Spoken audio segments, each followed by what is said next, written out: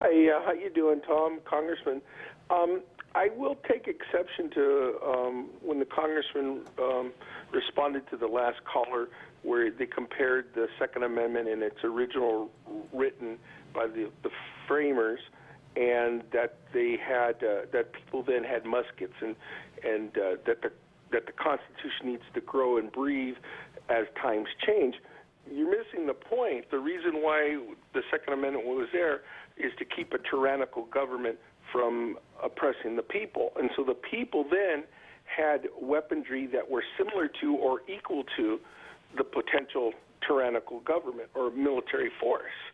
So if the Constitution is a living, breathing, growing document, wouldn't then the people then have an ability to be similar to what the framers had intended?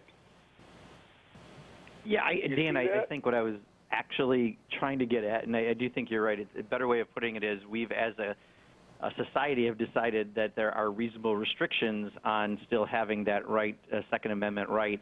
I don't know the conversation you just had. I'm not quite sure if I followed it completely, but I can say that the idea that we should be talking to people about is no one's trying to, I shouldn't say no one, but I don't think the mainstream thought is to change this Second Amendment. We want to make sure that people who hunt can continue to have a hunting rifle, and people who may have a handgun for personal protection continue to do that. But we're saying when you have weapons of mass destruction, when you have automatic weapons, when you have from the magazines the size you have the magazines, when you have loopholes in the law that you can, off of an internet website, which no one ever, foresaw, you could buy a gun from someone in a parking lot with a bag full of cash without any kind of check that we have when you go to a store.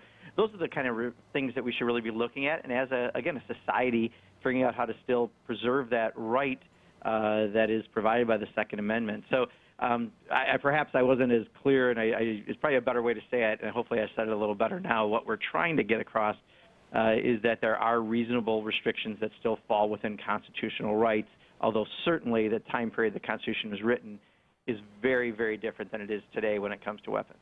Yeah, I would like to respond, too, to him, if you don't mind. Sure. I just finished writing a book on the Second Amendment that's going out to the publisher next week. And for this book, we searched through the entire, literally the entire record of James Madison's notes of the Constitutional Convention, the ratifying conventions of all 13 states where they ratified the Constitution, the debates in those states, and the debates in Congress around the Bill of Rights. Nowhere in any of them is there even one single reference to any founder or framer of the Constitution or the Bill of Rights suggesting that its purpose was so that average Americans could shoot at their government, so that they could overthrow a tyrannical government. It does not exist. This is a lie. It first appeared in 1972 in the NRA magazine, and it was, in fact, it was an article written by a high school student suggesting this as a possibility, and it has taken on this mythic status, particularly among the Tim McVeighs of the world, who actually believe we have a tyrannical government and it needs to be blown up. Tim McVeigh, the Oklahoma City bomber, he believed this. And this belief is one of the most toxic beliefs we have, and people use it to justify things like trying to murder Steve Scalise. Wow.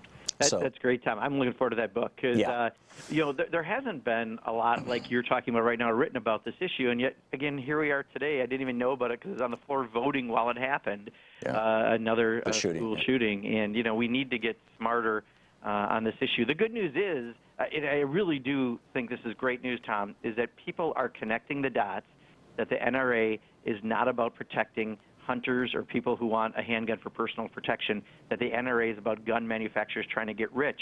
And in Wisconsin, when we had that Supreme Court election in April, NRA was an issue because they backed the conservative candidate running. And normally in the northern part of the state, where everyone hunts, it's a huge family tradition. People have voted very much on what you'd call the NRA side. They voted in one of the congressional districts 49% for our candidate, the other one 50.5%. They're connecting the dots that the NRA is not them.